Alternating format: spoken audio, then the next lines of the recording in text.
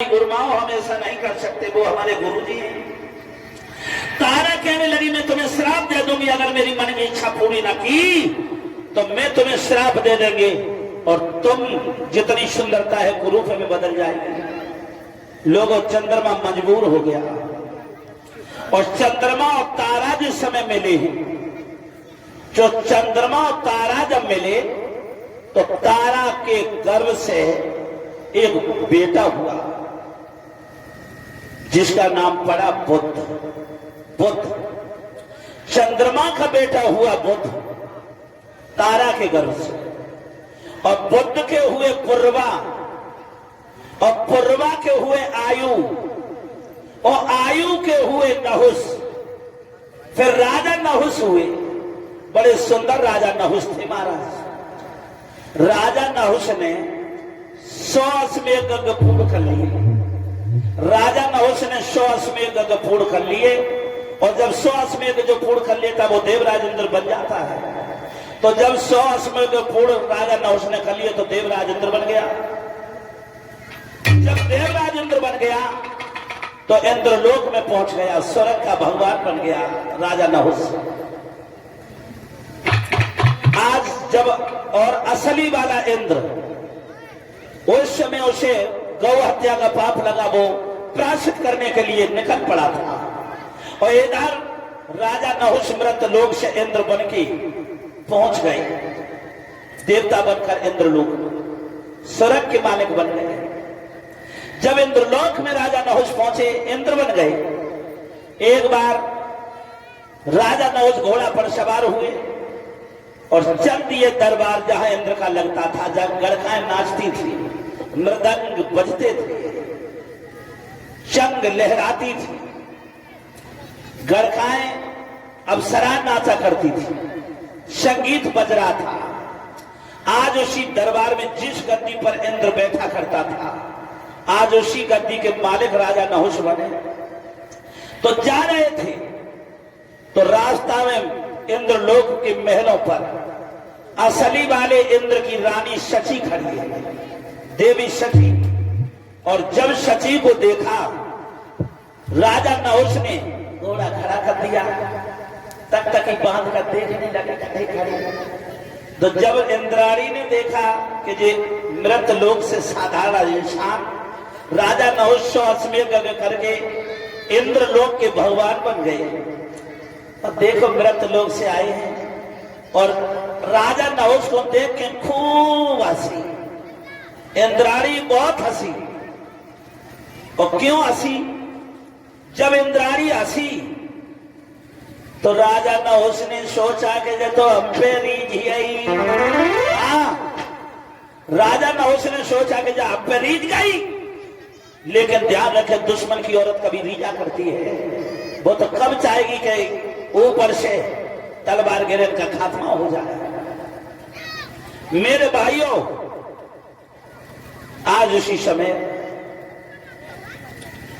वह क्यों हंसी इंद्राणी? इसलिए हंसी कि ये मृत लोक से राजा नहुस आए हैं जिसे औरतों को देखने का भी शऊर नहीं है, तो इंद्र बन गए। बहुत हंसी इसलिए इंद्र राजा नहुस ने जो वहां से देखा वहीं से लौट आए, गए दरबार में जहां इंद्र बैठता था उसी गद्दी पर बैठ गया, तो हम राजा बन गए, इंद्र बन गए।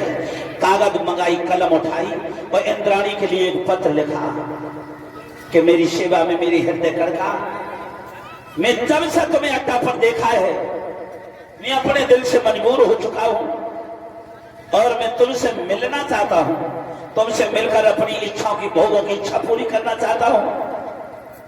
पर अगर तुमने ही हमें मना किया हमसे मिलने को तो अपनी तलवार से टुकड़े टुकड़े तुम्हारी कर दे, धमकी होते। इंद्राणी को जब वो पत्र मिला, इंद्राणी ने जब वो पत्र पढ़ा, समझ गए कि राजा नहुस तेरी अब मौत आ गई। हाँ, इंद्राणी बड़ी होशियार है लोगों, बड़ी होशियार, बड़ी होशियार है इंद्राणी। परीक्षित महाराज, इंद्राणी ने पत्र लिखो राजा नहुस के लिए, सेवा में श्रीमान हृदय सम्राट, जब से मैंने तुम्हें देखा है घोड़ा पर, मैं भी बहुत व्याकुल हूं तुमसे मिलने के लिए, मैं भी तुमसे व्याकुल हूं मिलने के लिए, लेकिन मेरी दो शर्तें हैं तुमसे मिलने के लिए। मेरी तुमसे दो शर्तें हैं मिलने के लिए। क्या शर्तें हैं? इंद्राणी ने लिखा, पत्र में लिख दिया कि हमसे अगर मिलना चाहते हो, मेरे साथ विषय करना चाहते हो, तो हमारी दो शर्तें हैं। कौन? पहली शर्त यह है कि जिस पलंग पर तुम हमसे मिलोगे उस पलंग को ब्राह्मण गांठें, ब्राह्मण गांठें, और जिस घोड़ा पर सवार होकर ना आइयो मेरे महल, पालकी में बैठ के आइए, पालकी में, और पालकी में कार मत लगाइए, आगे लगाइयो महात्मा और पीछे लगाइयो ब्राह्मण, तब हमारे तब हमसे मिलने आना। ये सत्य अगर मान लो तो हमसे मिलने आना, ना बल्कि चुप बैठे रहना। जो पत्र मिला राजा नहुस का, तो फूलो नहीं समा, पैसा होश नहीं है कि मैं क्या करने जा रहा हूं। लिखा है क्या? कौआयम धोलात में दिल में उल्लू, अरे कौआ धोलात में दिल में उल्लू, अरे कामियम धोलात दिन बची फूट गई है।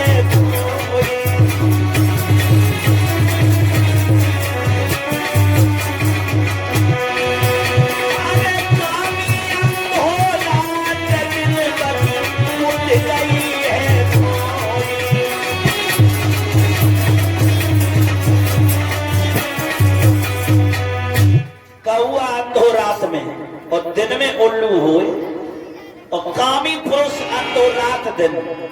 कामी जो पुरुष होता है वो रात दिन अंधा घूमता है, उसे ज्ञान अज्ञान का कुछ भी नहीं रहता पता। हाँ, और एक बात मेरे भागवत प्रेमियों बताऊं, कामी अंधो रात दिन में बुद्ध गई है खोए। आज देखिए पराई नारी से मिलने के चक्कर में आज ब्राह्मणों को बुलाया और कहा, ब्राह्मणों मेरा पलंग गांठो। ब्राह्मण पलंग गांठने लगे और कोस रहे हैं राजा नहुस को कि हे राजा नहुस, तू परनारी गामी है, तू लंपट है, पराई स्त्री से मिलने के चक्कर में ब्राह्मणों का अपमान कर रहा है। आज पूरे देश में ब्राह्मणों को धरोहर देश की समझते हैं लोग, और तू मेरा अपमान जिस औरत से मिलने के लिए पलंग को गठवा रहा है। और लोगों लिखा है क्या? परीक्षित महाराज, राजा अग्नि योगी पानी और बेस्या बंदर पर नारी है। इनसे कभी प्रेम मत करियो, कभी अपने नहीं होते। कौन कौन? राजा योगी अग्नि पानी और बेस्या बंदर पर नारी है, और पीरे तो धोखे में मर रही हो, धोखे ही नारी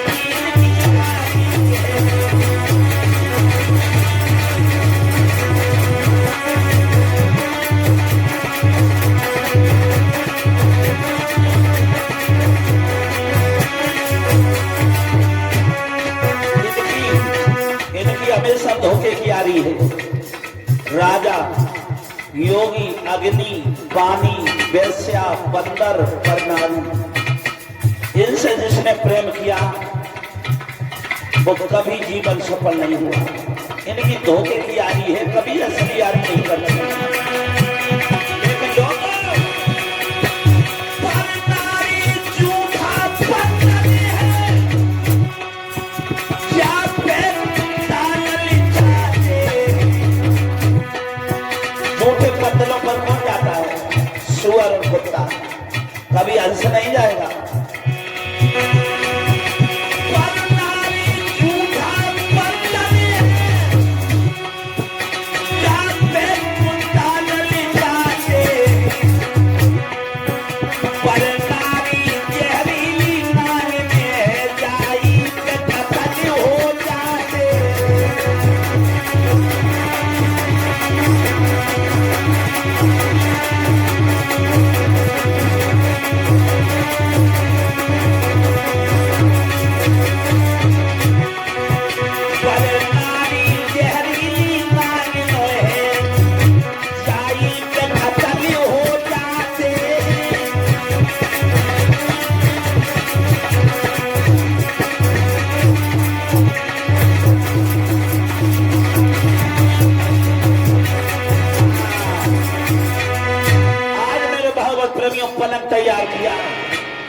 पलंग तैयार किया, डोली आ गई, पालकी आ गई, पलंग भिजवा दिया इंद्राणी के महलों में, पलंग ब्राह्मणों के द्वारा भिजवा दिया इंद्राणी के महलों में।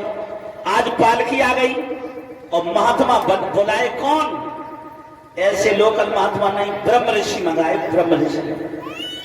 और महात्मा ने, राजा देखिए विषयों के लालच में बैठ गया पालकी में, और महात्माओं ने, ऋषियों, ब्रह्म ऋषियों ने पालकी उठाई, पीछे ब्राह्मण लगे हैं और लेके चला।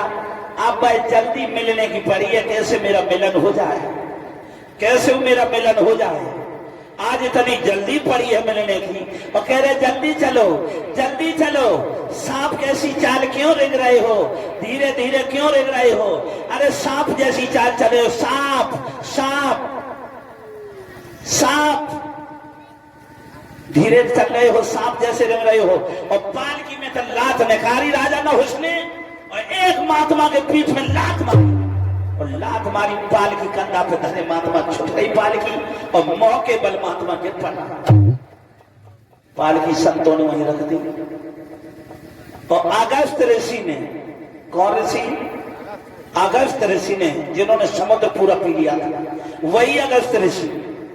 अगस्त ऋषि ने महात्मा को उठाया, जब मौके बल गिर गए। वो मौके बल छाती जिसकी पीठी में लात मारी, वो कौन महात्मा थे?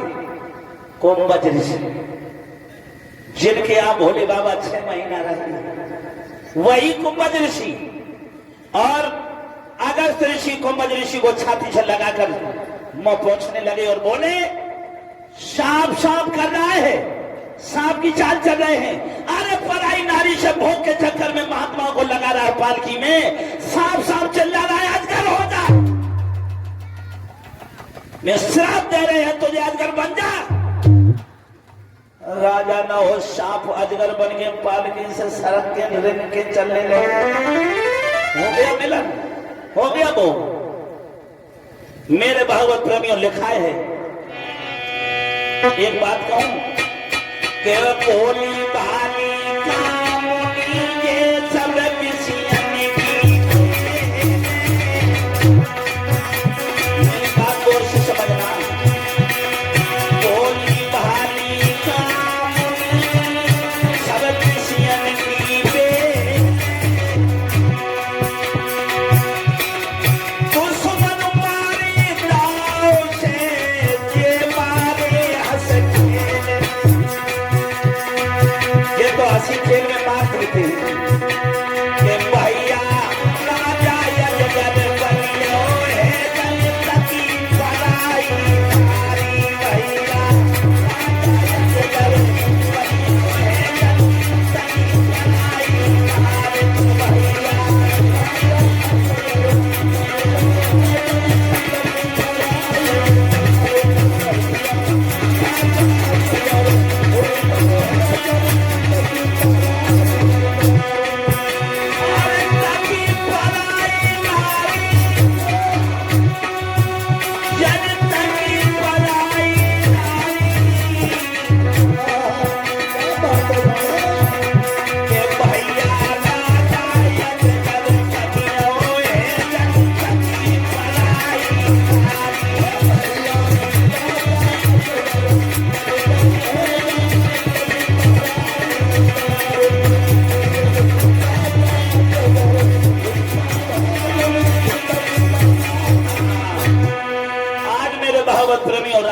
बन गए।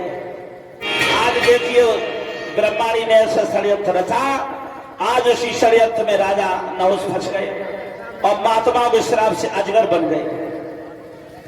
तप कर राज और राज कर नरखा। लोग कहते हैं तप कर राज, राज कर नरखा।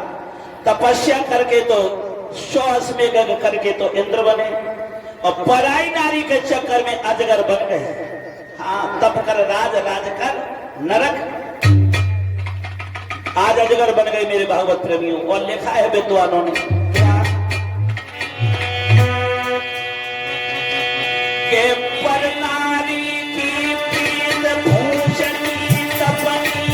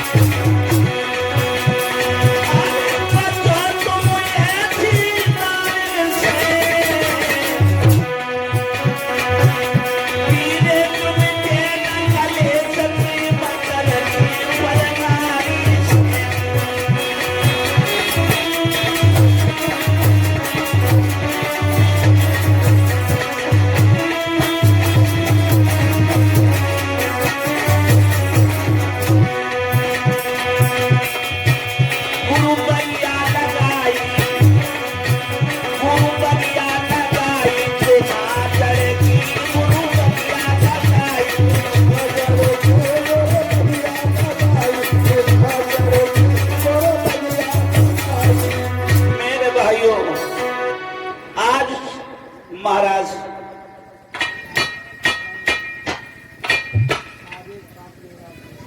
और ये हमारे भैया आदेश शाह नगला बैस के हैं। ये पुष्पों का मुद्राओं का हार पहनाकर सम्मानित करते हैं हमें हमारे समस्त साथियों को। और बबलू शाह हमारे समस्त साथियों को मुझे ये दोनों भाई ये माला पहनाकर सम्मानित करते हैं। भगवान कृष्ण बलराम जैसी दोनों भाइयों को शक्ति प्रदान हो, भगवान अच्छा करे, मदद करे। श्री हरण गंगा के किनारे बैठे श्री सुखदेव जी बताते उत्तरानंदन परीक्षा। धीरे धीरे जब समय बीतता चला गया मेरे भाइयों, आज उन्हीं नहुस का और ही राजा नहुस का एक बेटा हुआ था, जिस बेटा का नाम था राजा याति।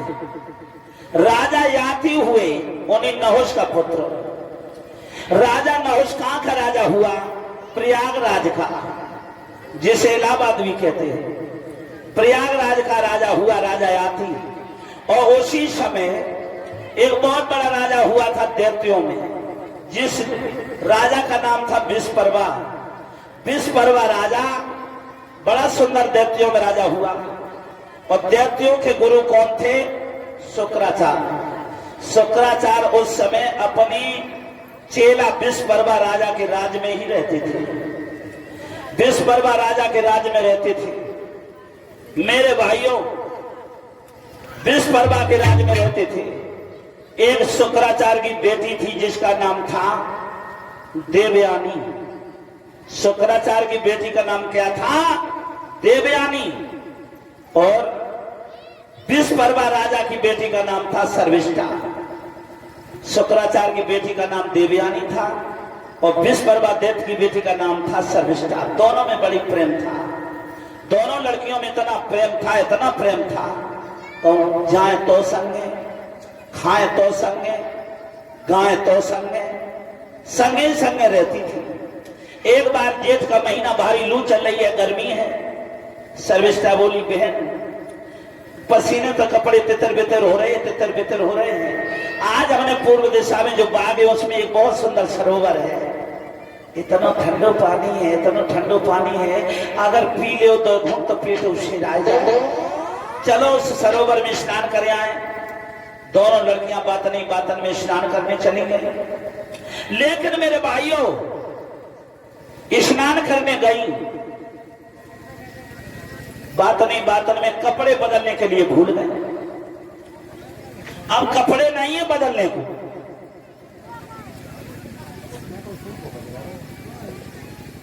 मेरे भाइयों,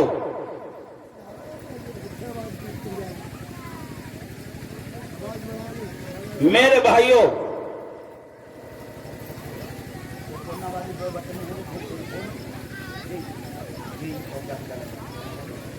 मेरे भाइयों, धीरे धीरे समय बीता।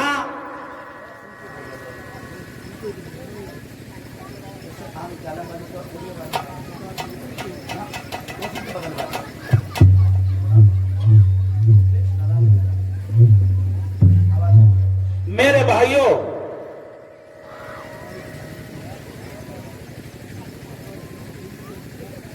धीरे धीरे समय बीता। आज दोनों लड़कियां जिस समय सरोवर में स्नान करने गई, कपड़े नहीं ले गई। अब देवयानी बोली, बहन कपड़े तो लाई नहीं, कहा के बदलोगी का? सर्विष्ठा बोली, पागल ना बनो बहन,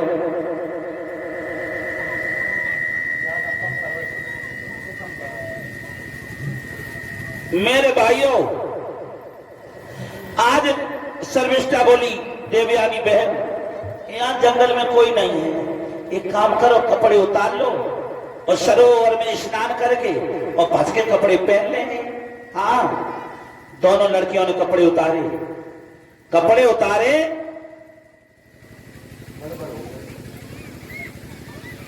आज कपड़े उतारे। जिस समय कपड़े उतारे और लड़कियां सरोवर में कूद पड़ी और सरोवर में कूद स्नान करने लगी। देवयानी बोली, ऐसे ना कहीं भोले बाबा आ जाए, वस्त्रहीन होकर नहा रही हो, कहीं भोले बाबा आ जाए। और जो से ही 2 डुबकी लगाए पाई भोले बाबा नांदिया पे सवार हुए आ रहे हैं।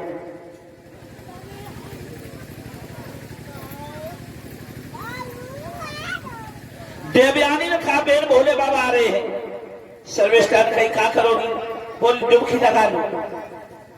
सर्वेष्टा बोली बहन डुबकी अगर लगा ली भोले बाबा सन किए हैं, यहां से हटेंगे नहीं, हटेंगे नहीं, और डुबकी लगाए लगाए मर जाओगी। मेरे भाइयों आज फिर क्या करोगी? लड़कियों ने कहा फिर क्या करे बहन? देवयानी बोली भाग के निकलो बाहर, और भोले बाबा आए तब तक कपड़े पहन लो। दोनों लड़कियां सरोवर तेजतनी भाग के निकली और लोगों कपड़े जल्द पल्द में पहने तो गड़बड़ हो गई। जो राजा की बेटी के कपड़े थे देवयानी ने पहन लिए, ब्राह्मण की बेटी ने, और देवयानी के कपड़े सर्वेष्टा ने पहन लिए। जो सर्वेष्टा ने अपने राजसी वस्त्र पहने देखे, कहने लगी अरे भिखमंगा ब्राह्मण की बेटी तेरी इतनी औकात जो मेरे कपड़े पहन लाए तूने। देवयानी बोली चटकी काहे को जाती हो, तुमने तो मेरे पहन लाए। दोनों लड़कियों में विवाद हो गया। आगे सर्वेष्टा बोली तेरी इतनी औकात नहीं है जो राजा की बेटी कपड़े पहने। बोली तो क्या बात हो गई, साथ साथ में तो रहते हैं, घरे बदल लेंगे। आगे बोली बोले मेरे मोह लग रही है तू। आगे बढ़कर और सर्वेष्टा ने देवयानी के गाल में तार दे तमाचा, और जब तार दे तमाचा दिया, जब तार दे तमाचा दिया तो लड़की बहुत गर्म खून की, तो राजा की बेटी सर्वेष्टा की गाल में देवयानी ने तार दे तमाचा दिया। दोनों लड़कियां लड़ गई। सर्वेष्टा ने यूं हाथ फंसा लिए, देवयानी के हाथ में यूं फंसा लिए, और हाथ मोड़ती चली गई, मोड़ती चली गई। देवयानी पीछे उछलती चली गई और बोली दीदी कलाई टूटी जा रही है, कलाई टूटी जा रही है। और आगे जाकर के मेरे भागवत प्रेम में कुआं में एक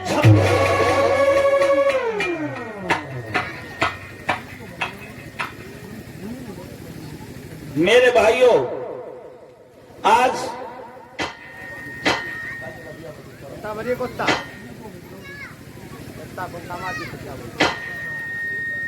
आज उसी समय पीछे तक हुआ, कहने लगी दीदी कलाई टूटी जा रही, कलाई टूटी जा रही, और पीछे उछलती देवयानी चली गई और पीछे तक हुआ। आज झमद देवयानी कुआं में मेरे भागवत प्रेमियों गिर पड़ी। कुआं में जिस समय गिर पड़ी, कुआं में देवयानी गिर पड़ी और सर्वेष्टा अपने घर पर चली गई। और आज कुआं में पड़ी पड़ी रो रही है।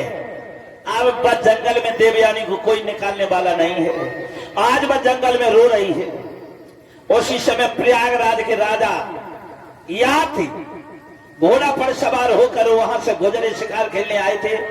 तो घोड़ा की जब आवाज, टापों की आवाज, टापों की आवाज मेरे भागवत प्रेमियों जब सर्वेष्टा की देवयानी के कानों में पड़ी तो बोलिए भैया कौनो घोड़ा वाले, कौनो घोड़ा वाले, मैं कुआं में पड़ी रो रही हूं, मेरे प्राण बचाओ।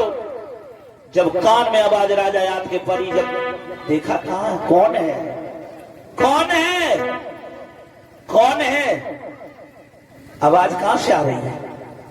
आंगन जब कुआं देखा, कुएं से आवाज आई। कुएं में झांक के राजा ने देखा तो सुंदर लड़की नौजवान पड़ी है। राजा ने घोड़ा की काठी खोली, पीतंबर बांध के जिस समय कुआं में लटकाया, देवयानी से कहा ये पकड़ लो, मैं खींच रहा हूं तुम्हें। और राजा ने जिस समय, राजा यात ने देवयानी को, ब्राह्मण की बेटी को खींचा, और जब पास में आई तो हाथ पकड़ के कुआं से बाहर निकाल लिया। राजा यात बोले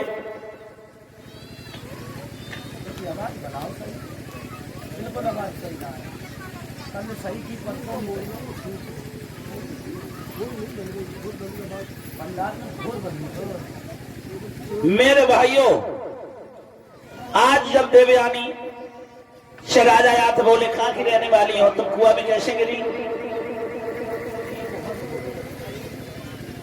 कुआं में कैसे गिरी।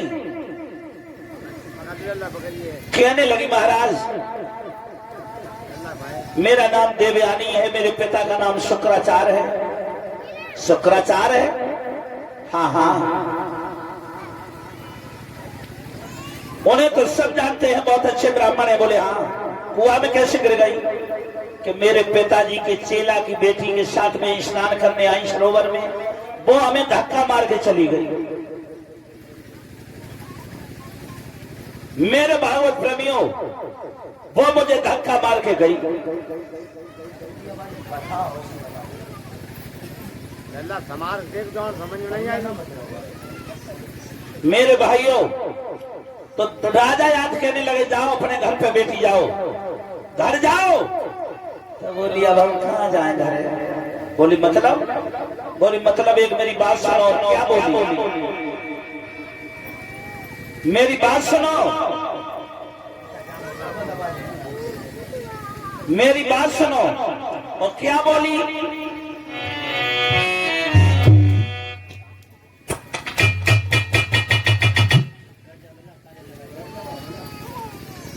मेरे भाइयों, क्या बोली?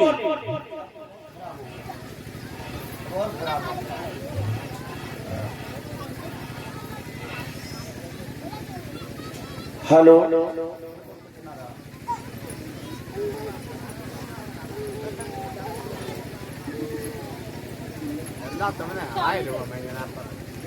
मेरे भाइयों,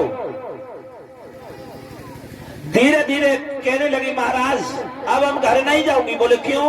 मेरी एक बात सुनो। और क्या बोली?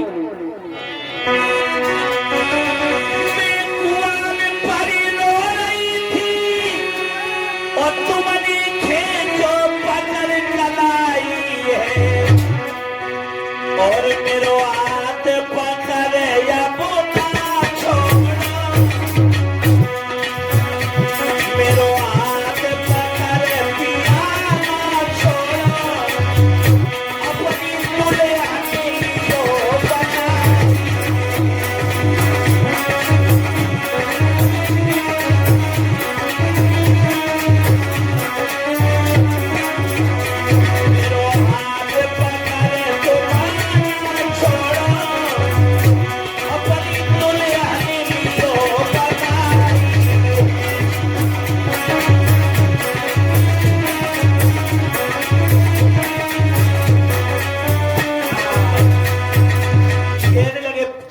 पहली बार तुम्ही ने मेरा हाथ पकड़ा, तुमने मेरा हाथ पकड़ा। मेरे भाइयों, तुमने मेरा हाथ पकड़ा है और आप मुझे दुल्हन बना लो, अपनी दुल्हन बना लो।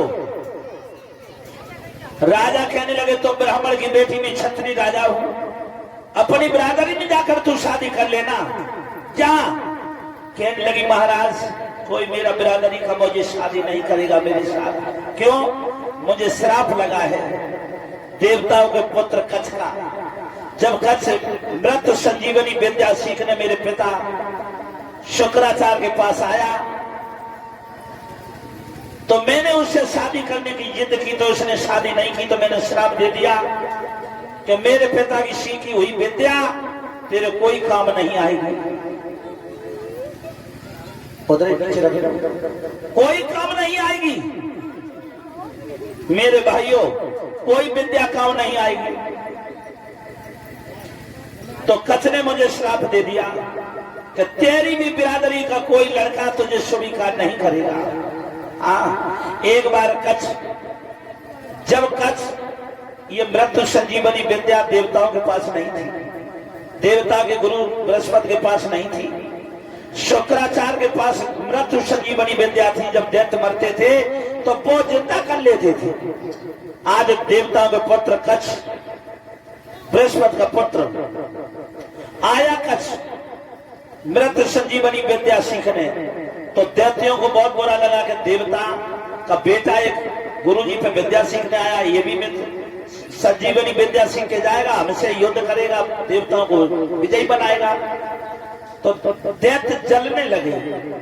एक बार अकेला करके कच्छ को मार डाला दैत्यों ने जब मार डाला तो देवयानी शुक्राचार्य की बेटी कच्छ से प्यार करने लगी थी। तो देवता जब देवयानी ने देखा पिताजी रोने लगी कच्छ को देखकर कि ये देवताओं के पुत्र कच्छ से में प्रेम करती हुई उन्हें मार डाला। आज मृत्यु संजीवनी विद्या से संजीव कर दिया। शुक्राचार्य ने कच्छ को संजीव कर दिया। मेरे भाइयों, फिर एक बार लकड़ियां लेने के लिए जंगल में गया कच्छ। गुरुजी ने शुक्राचार्य ने भेजा तो दैत्यों ने घेर कर फिर मार डाला। सोचा दैत्य बोले कि गुरुजी बार बार इसे जिंदा करेंगे, तो लकड़ियां इकट्ठी करके मेरे भागवत प्रेमियों जला जा रहा।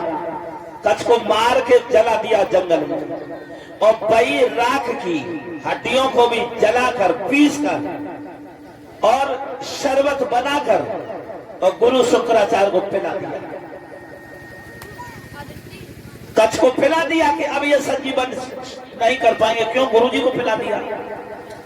अब देवयानी खाना लेके पहुंची तो जब कच्छ कहीं नहीं मिले तो रोने लगी।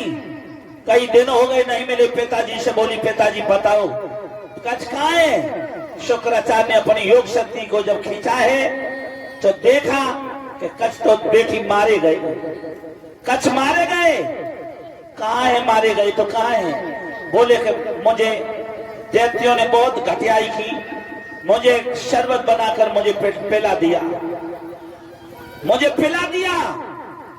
तो वही तो एक कहावत कही गई है परीक्षित जी। एक कहावत कही जब शुक्राचार्य को पिला दिया कच्छ को शरबत बनाकर, वहां एक कहावत कही क्या?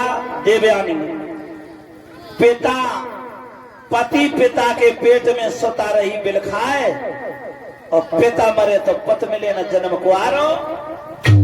वही कच्छ थे गुरु शुक्राचार्य के पेट में। तो देवयानी बिलक बिलक कर रोने लगी। बोले पिताजी मैं मर जाऊंगी अगर कच्छ ना मिले। तो मेरे भागवत प्रेमी अपना जंगा का मंथन करके कच्छ को पुनः बाहर निकाला और जिंदा कर दिया मृत संजीवनी से कच्छ को। जब कच्छ विद्या सीख के चला तो देवयानी ने कहा मेरे साथ विवाह कर लो। तो कच्छ ने कहा मेरी गुरु की बेटी हो, मेरी बहन के समान हो। गुरु की बेटी बहन होती है, हम शादी नहीं कर सकते थे। श्राप दे दिया देवयानी ने, जाओ मेरे पिता ऋषि की विद्या तुम्हारी कोई काम नहीं आएगी। तो कच्छ ने श्राप दे दिया तेरी बिरादरी का लड़का तुझे कोई स्वीकार नहीं करेगा। तो महाराज देवयानी बोली राजा याद से, मुझे कोई मेरी बिरादरी का लड़का तो मेरे साथ शादी कर लो। राजा याद कहने लगे मैं अरे तुझे जिंदा कर दिया मैंने, कुएं से निकाला, इसका मतलब तुझे गले में लटकाऊं। घोड़ा पर सवार हुए और चल दिए। तो कहने लगी ए घोड़ा वाले, और बोली घोड़ा वाले पटोई में रोके जाइयो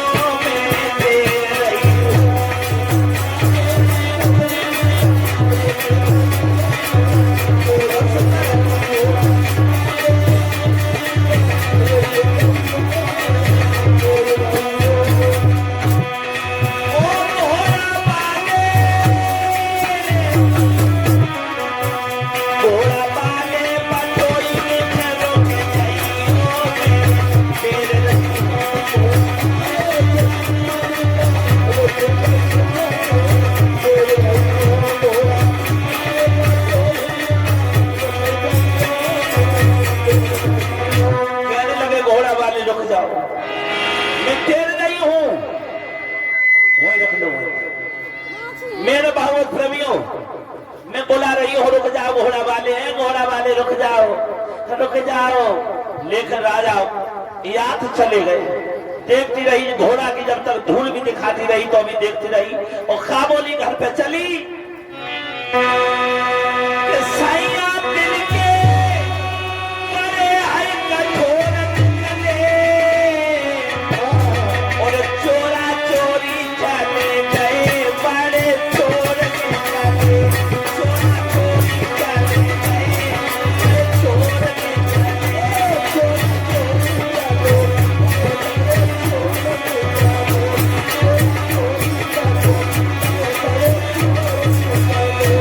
चले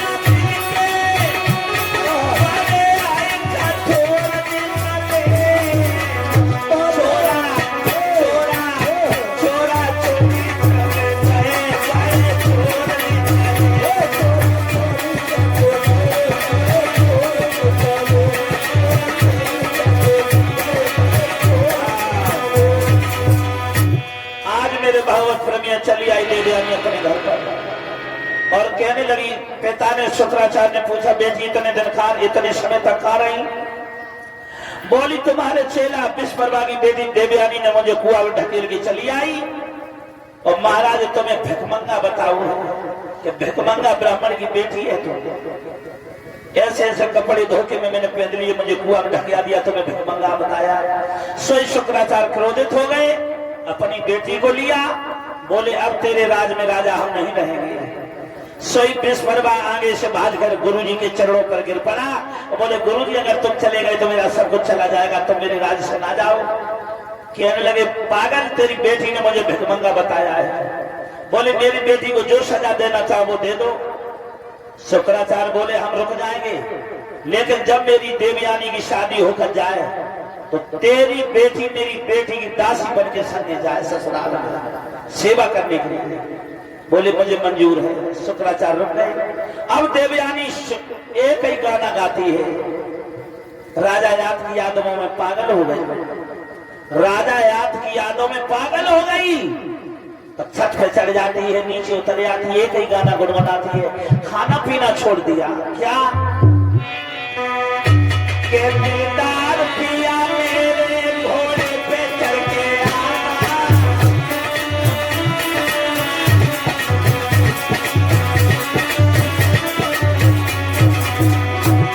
दिलदार साजन मेरे घोड़े पे चढ़ के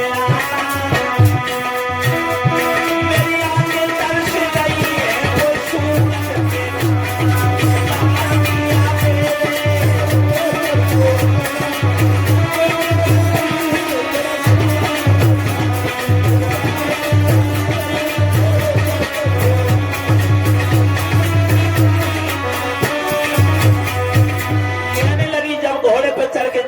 वैसे ही कौन दिन होगा जब तुम आओगे। उसी समय मेरे भाइयों एक दिन शुक्राचार्य ने सुन लिया। बोली, बेटी तुम रात दिन क्यों सूखती चली जाती हो, खाना भी नहीं खाती हो, पहले जैसी अकेली रहने लगी हो। हाथ जोड़कर बोली, अगर पिताजी मुझे जिंदा देखना चाहते हो तो मेरी शादी प्रयागराज के राजा याद के साथ कर दो। शुक्राचार्य बोले, बस? अरे पगली, पहले ही बता देती तो तेरा दुख क्यों होती। राजा शुक्राचार्य ने एक पत्र लिखा और राजा याद के यहाँ इलाहाबाद में प्रयागराज में भेज दिया। जाओ, तारीख लिख दी, बारात लिखी और बारात की तारीख देखकर राजा याद बारात लेकर आ गए। देखिए, क्षत्रिय राजा और ब्राह्मण की बेटी के साथ विवाह हो रहा है। आज मेरे भागवत प्रेमियों आए, सुंदर विवाह हुआ। देवयानी और राजा याद का बड़ा सुंदर विवाह हुआ, भमरियां पड़ी, सुंदर विवाह हुआ। और विवाह होकर जब सब रस्में पूरी हुई, जब विदा होने लगी तो आज भाई विश्वकर्मा राजा की बेटी शर्मिष्ठा दासी बन के आ गई साथ में जाने के लिए। और जब दासी बन के आई, सोई राजा याद से शुक्राचार्य बोले, राजन अब तो हमारे दामाद हो, मान हो गए। एक काम करना, हमारी बेटी के संग आनंद मनाइयो, लेकिन जो राजा की बेटी जरूर है, जब शर्मिष्ठा जा रही जब दासी से, सपने में कभी बात मत करो, सपने में। बोली, महाराज ठीक है, वचन मुझे दो। बोले, वचन तुम्हें दिया, सपने में कभी बात ना करेगा। आज चले गए, धीरे धीरे इलाहाबाद में रहने लगे, प्रयागराज में। समय बीतता चले गया। आज एक दिन शर्मिष्ठा को दूसरे महल दे दिए, देवयानी को दूसरे महल। एक बार शर्मिष्ठा दासी के दरवाजे से गुजरे, शर्मिष्ठा ने राजा याद की कलाई झपट के पकड़ ली और भीतर ले गई। बोले, अंदर आओ तब बात करेंगे, बाहर नहीं। ले गई अंदर और बोली, एक बात बताओ, जो शादी होती है और जो दहेज मिलता है उस पर किनका अधिकार होता है? दूल्हा का होता है। दूल्हा का होता है। तो बोली, महाराज हम भी तो दहेज में मिली हूं, हमें क्यों ठुकरा रहे हो? हम भी दहेज में मिली हूं, मुझे क्यों ठुकरा रहे हो?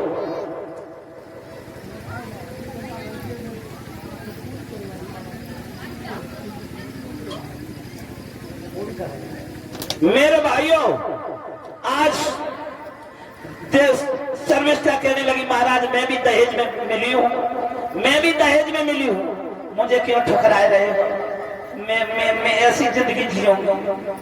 राजा चक्कर में फंस गए और सर्विष्ठा के महलों में चुप चुप के आने लगे, दुख के आने लगे सर्विष्ठा के महलों में। लोगों हुआ क्या, देवयानी ब्राह्मण की बेटी के 2 बेटा हुए, यदु और तुर्वस। और दासी सर्विष्ठा जो राजा की बेटी थी, बाकी 3 बेटा हो गए, अनु, ध्रुव और पुरु। जो देवयानी ने देखो आए मेरे 2 ही भाई और मेरी दासी के 3, ऐसे कैसे हो गया, ऐसे कैसे हो गया। राजा से बोली महाराज ये डायन को फांसी लगवाओ, जब डायन को फांसी लगवाओ, ये चरित्रहीन है। चरित्रहीन का नाम सुना, चरित्रहीन का नाम सुना, सोई राजा चरित्रहीन तो थी नहीं, दोष राजा का। राजा कह रहे नहीं वो चरित्रहीन नहीं है, तो कहने लगी फिर कर तुम जाते हो उनके महलों में, सच बोलो तुम जाते हो। राजा के होठों पर कोई जवाब नहीं आया। देवयानी क्रोधित होकर अपने ससुराल से, राजा के यहां से अपने पिता के यहां चली, छोड़ दिया और चली। लेकिन एक बात कहूं परीक्षित महाराज, मानुष के कर्म को कुर्मों का आखिर दिन कितना गुमान हो, और पीरे प्रिय बात असंभव है, लग जाए आग फिर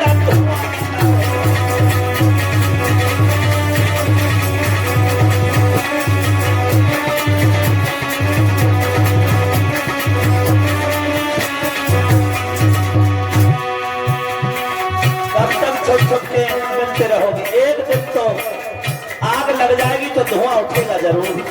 हाँ, लेकिन महाराज एक बात कहूं, सूरज छिप जाए मेघ पाकर, चंद्रमा अमावस्या, लेकिन ये प्रेमी ने भला छिप सकते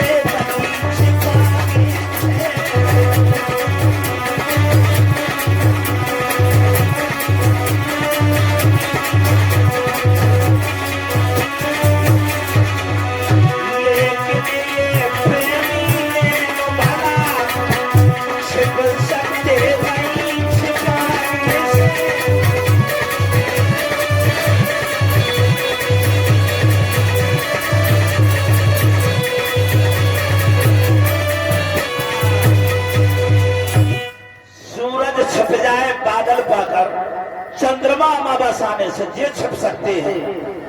सूरज भी छिप जाता है बादलों में, चंद्रमा अमावस आती है तो वो भी छिप जाता है, लेकिन ऐसे प्रेमी नैन होते हैं कितने छिपाइयों में छिप ना सकते। हाँ, कभी ना छिपेंगे। कितने 10 रौ निकालते नजर तो इधर पहुंची।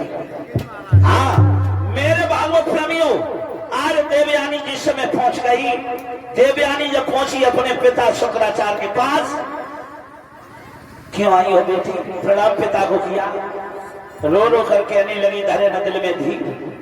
वो आज समझ में आ गई ये धोखेबाज है, ये जो छत्री राजा है वंश के छत्री, पिताजी उन्होंने धोखा किया है। शुक्राचार्य बोले क्या धोखा किया है, कि मेरे 2 बेटा और मेरी बददासी के 3 हो गए। हाँ, शुक्राचार्य क्रोध में आ गए, अपने तुमी से जल लिया और राजा आपको क्या श्राप दिया, जिस यौवन के मद में आकर तूने मेरे वादे को तोड़ा है, वो मद तुझको ही खा जाए।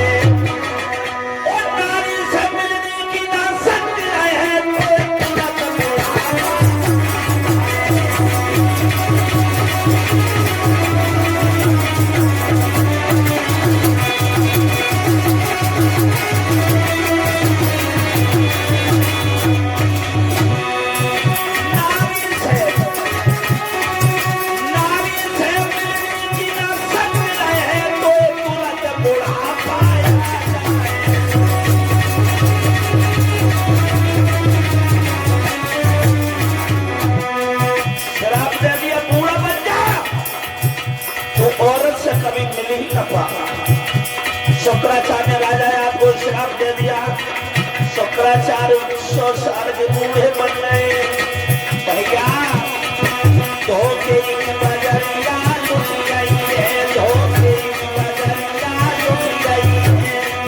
मैं समझ सको धूपा ले धोखे की शोभन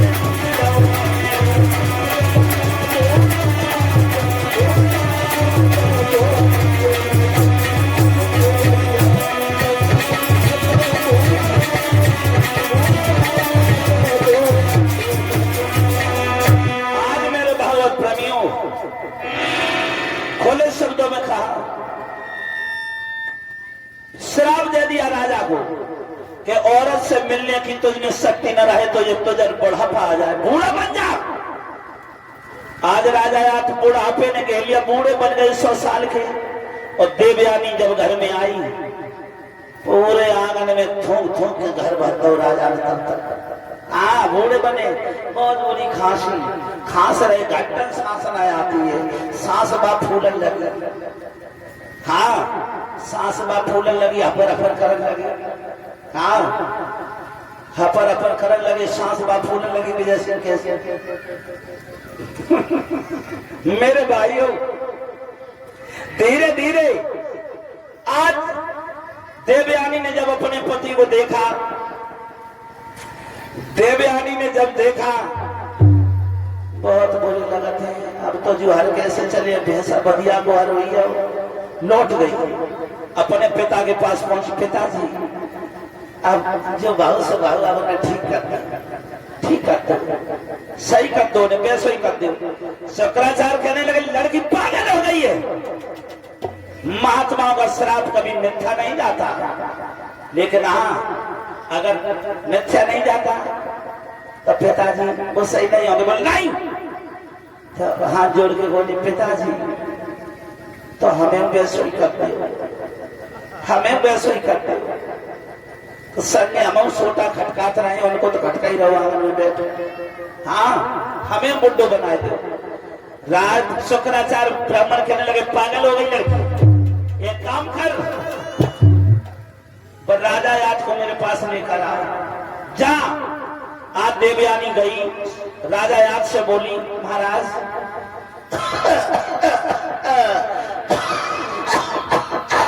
चलो, कह रही, क्या कह रही? पिताजी के घर चलो, तो थोड़ी आदि काट के रखे थे। पिताजी ने बुलाया है। हुवन के बैठे तो जब तुम्हें ज्यादा सा मेरी करवाई दे, चलो तुम्हारे इलाज ले जाए के काट दिए तो सुरमा बन भये, तुम्हारे इलाज करवाओगे, पैसे करवाओगे, चलो इलाज करवाओगी। आज मेरे भागवत प्रेमी और राजा याद चले हैं, चले और शुक्राचार्य के पास पहुंचे।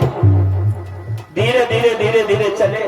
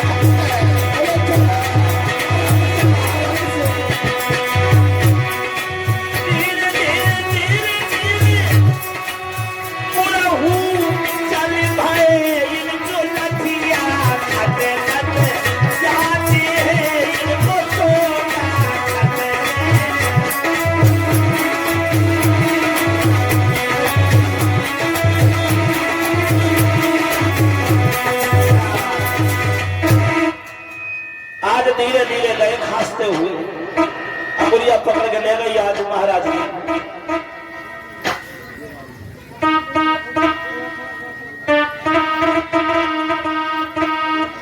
मेरे भाइयों, आज धीरे धीरे शुक्राचार्य ब्राह्मण के पास महाराज को लेकर गई और कहने लगी, महाराज पिताजी लेकर आए। शुक्राचार्य को जो राजा यात ने देखो बुड्ढे बोले, ससुर साहब को प्रणाम स्वीकार हो। हाँ, प्रणाम वाले बैठो इधर। हमें वचन तुमने दिया था। शुक्राचार्य बोले हमें वचन दिया था कि जाओ, हमने कहा था तुमसे जब दासी जा रही राजा की लड़की जरूर है, जैसे कभी सपने में बात मत करियो, सपने में बात करना। तो कहने लगे महाराज हमने तुम्हारे वादे को ना तोड़ो, हमने सपने में कोई बात नहीं करी, जितनी भाई सब जगतई में भाई। कहने लगे जितनी बातें भाई सब जगतई में भाई, सपने में एक नहीं भाई। मेरे भाइयों कहने लगे एक मेरा काम करो, अगर जवान बनना चाहते हो तो अपने व्यवहारी रिश्तेदारों को बुलाओ और तुम्हें 100 साल के लिए जवानी कोई दे दे और तुम्हारा बुढ़ापा ले ले, संकल्प करा देना तुम जवान हो जाओगे, वो बूढ़ा हो जाएगा। शुक्राचार्य को अकल बताई, शुक्राचार्य ने अकल बताई और आज राजा याद को देवयानी लेकर राजमहलों में आई। सब रिश्तेदारों को बुलाया गया। रिश्तेदार जो बैठे, भैया क्यों बुलाया है महाराज? कहने लगे मेरी दोनों रानी जवान है, मुझे बुढ़ापे ने घेर लिया, तो मेरी 100 साल के लिए मेरा बुढ़ापा ले लो, अपनी जवानी मुझे दे दो।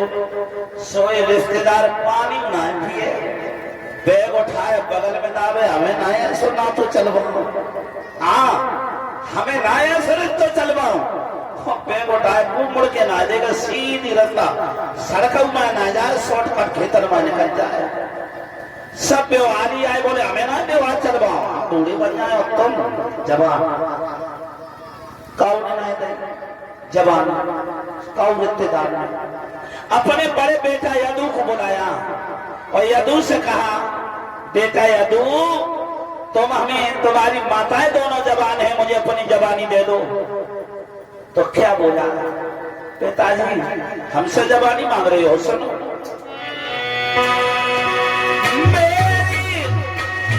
मेरी जवानी लेकर के और तुम मेरी मैया पर अजमाओगे, और बबुला इतना तुम्हें ध्यान रहे तुम घोर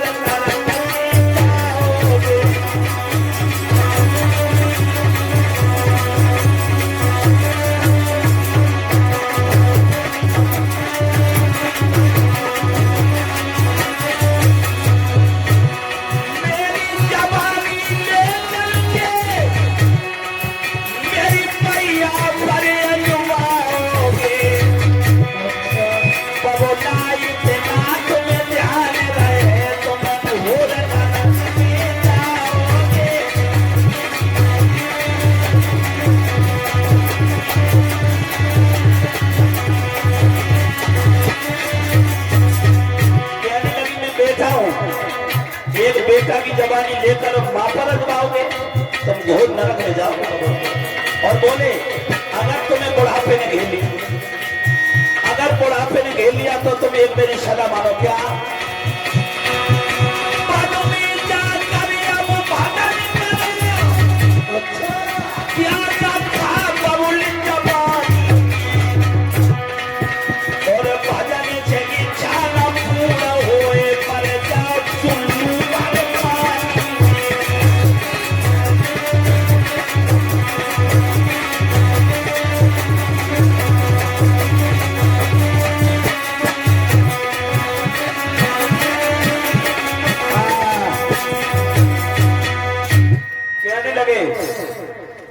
मेरी जवानी लेकर बबला तुम मेरी मैया पर अजमाओगे और बबला इतना ध्यान रखे तुम घोर नरक में जाओगे।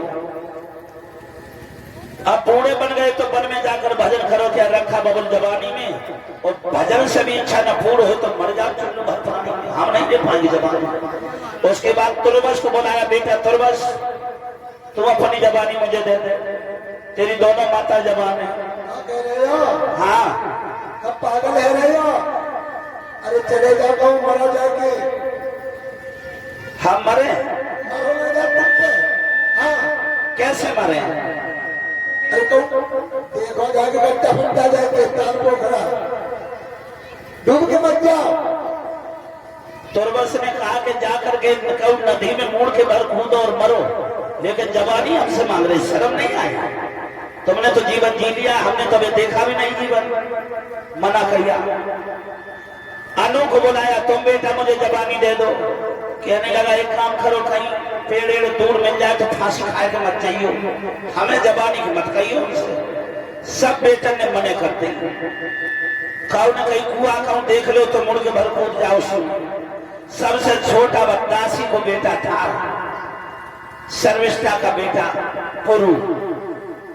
बेटा पुरु कहने लगा हाँ पिताजी, तुम हमारे सबसे छोटे बेटा हो। हाँ हाँ, तुम्हारी माताएं दोनों जवान है, मुझे बुढ़ापे ने घेर लिया, तुम अपनी जवानी मुझे दे दो, मेरा बुढ़ापा ले लो। तो वह छोटे बेटा ने जाना है पूछी काहे को मारे तुम मेरी जवानी मांग रहे हो। देखिए कर्मवीर होता है, अपना कर्तव्य दिखा निभाता है। उस कर्मवीर ने क्या कहा पिताजी, सुनो तुम हमसे मांग काहे को रहे हो, हमारी जवानी है कहाँ जो तुम मांग रहे हो, ये हमारा शरीर कहाँ है जो तुम मांग रहे हो। सुनो, ये मेरी देह सने मई और तुम दोनों की प्रेम की निशानी है।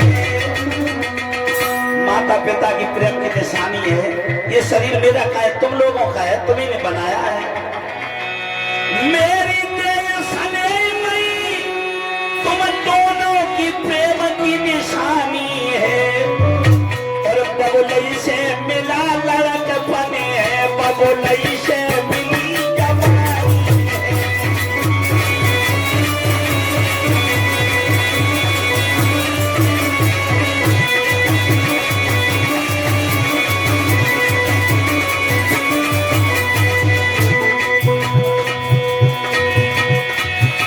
बबुलई से मिलो लड़क बनो है, बबुलई से मिली जवानी है।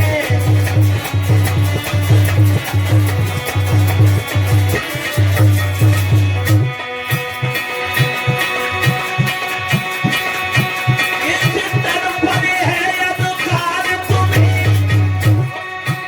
टुकड़े टुकड़े करवाए डालो। अग्नि की यदि जरूरत है तो अग्नि में जलवाए डालो।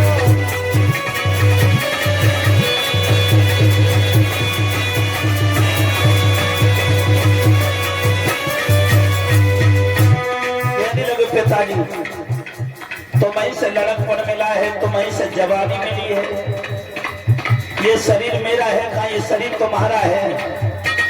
जवानी लेना तो बहुत दूर की बात, टुकड़े टुकड़े करके आगे में जलवाए दो फिर भी कब है। देखिए वह कर्मवीर ने कर्तव्य निभाया, कर्म की गति बड़ी निराली है।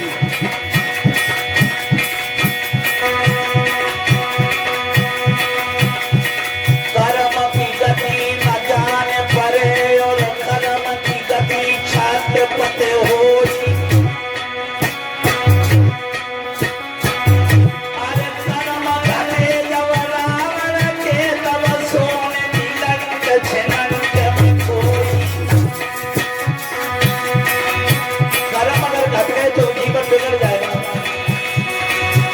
अरे 20 भुजा 10 शीश कटे तब कहबर नार मंदोदर रोई। कर्मई से धन धाम मिले और कर्म से मिले जमींदारी। कर्म से राजा दंड मिले और कर्म से मिले कर्म से मिले चतुर नारी।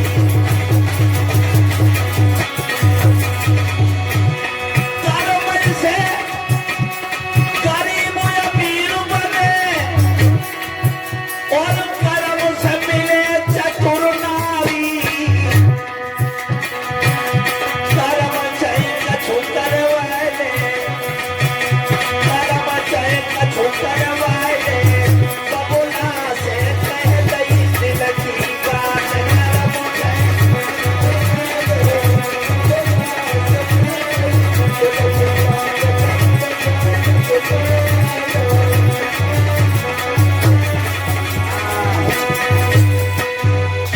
आज छोटे बेटा ने जवानी दे दी, छोटे बेटा ने जवानी दे दी। राजा वर्षों तक भोगों में लीड बना रहा।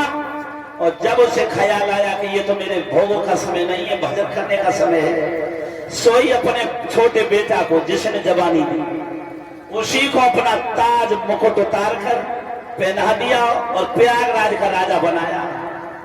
सोई बड़े बेटा इकट्ठे होकर आ गए और बोले पिताजी ये तुम गलत कर रहे हो। पिता के ना रहने पर कौन मालिक बनता है? बड़ा बेटा। अगर पिता ना रहे तो मालिक बड़ा बेटा बनता है। तो पिताजी अब वेदों के विरुद्ध काम कर रहे हैं। ये छोटे को राजा बना रहे हो तुम। राजा याद कहने लगे, जब जवानी मांग रहे तो कह रहा था चुल्लू बर्फानी में डूब के मर जाओ। तो कह रहा था कि कुएं में कूद के मारो। तो कह रहा था नहर में गिर जाओ। अब राज का लालच आ गया तो कह रहा मुझे राजा बनाओ। छोटा बेटा है मेरा, कोई बेटा नहीं है। तुरबस कहने लगा पिताजी तुम आज उल्टा काम कर रहे हो। वेदों के अनुसार, वेदों में लिखा है पिता ना होने पर बड़ा बाप का दर्जा बड़ा पुत्र निभाता है, लेकिन तुमने छोटे को बड़ा बना दिया। ये वेदों के विरुद्ध काम तुमने किया है। और आज से तुरबस बोला मैं भी उल्टा काम करूंगा, मैं भी उल्टा काम करूंगा। तुम गाय की पूजा करोगे, मैं गाय का वध करूंगा। तुम सुअर से घृणा करोगे, मैं पूजा करूंगा। आज मेरे भागवत प्रेमियों, तुरबस ने तुरक वंश चला दिया, मुसलमान बन गया। तुरबस ने तुरक वंश चला दिया, मुसलमान बना। और हम तुम नीचे को हाथ धोते हैं, वो उल्टे धोते हैं ऊपर को। उल्टे काम होने लगे। प्रण किया जो भी हिंदू मुसलमान नहीं बनेगा उसका मैं कत्ल करूंगा और 500 गाय अपने हाथों से रोज काटूंगा।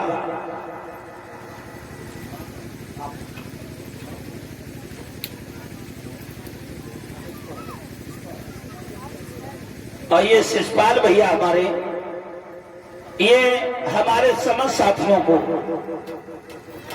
ये 50-50 मुद्राओं से सम्मानित करते हैं। भगवान कन्हैया सदैव धन से भंडार बने रखे, रक्षा करे, मदद करे। मेरे भाइयों, धीरे धीरे समय बीता। आज तुरंत वंश चला दिया, मुसलमान बन गया। भाइयों भाइयों में विभाजन हो गया, भाइयों भाइयों में दुश्मनी हो गई। लोगों भाइयों भाइयों में दुश्मनी हो गई। एक मुसलमान बना, एक हिंदू रहा, लेकिन फर्क दोनों में कितना रहा? फर्क कितना रहा मैं बताऊं परिषद महाराज।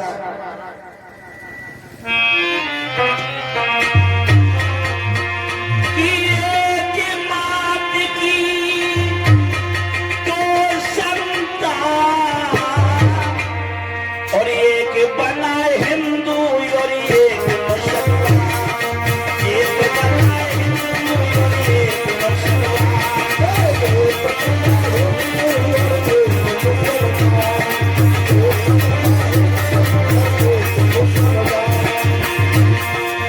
लेकिन फर्क ज्यादा में दोनों में कितना रहा?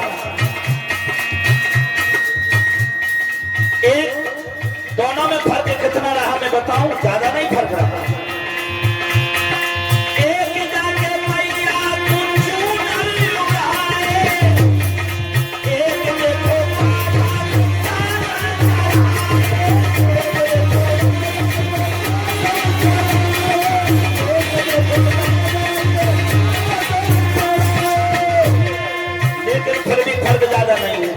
एक अपनी मैया को चूनर उड़ाता है, एक अपने बाबा को चादर चढ़ाता है, लेकिन फर्क कितना है? एक के नौलाते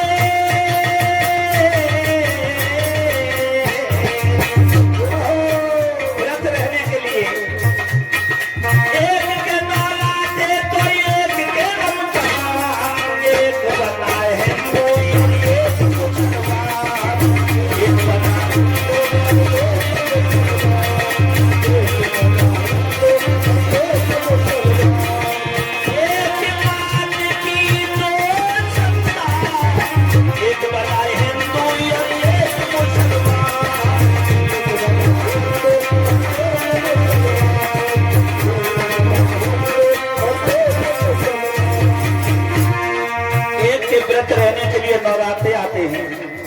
तो एक के व्रत रहने के लिए रमजान आते हैं, लेकिन फर्क ज्यादा नहीं है, कितना है।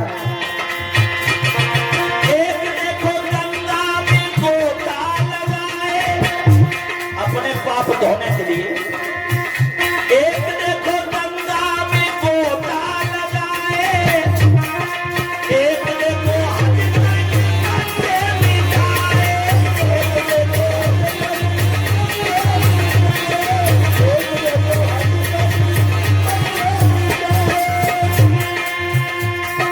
लेकिन फर्क इतना है, कितना बताओ, कुछ भी नहीं।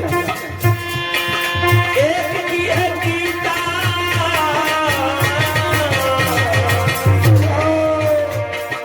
एक की है गीता, तो एक का कुरान, एक बनाए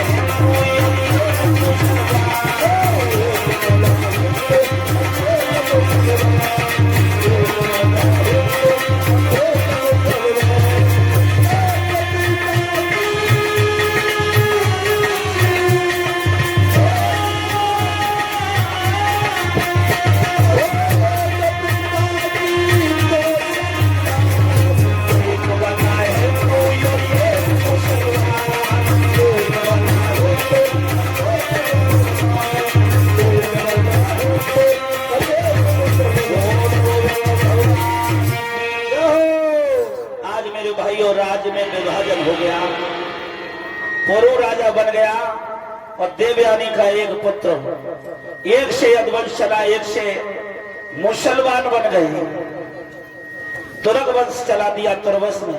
यहां से अपने अपने राजों का विभाजन हो गया। बोल गोविंद भगवान की।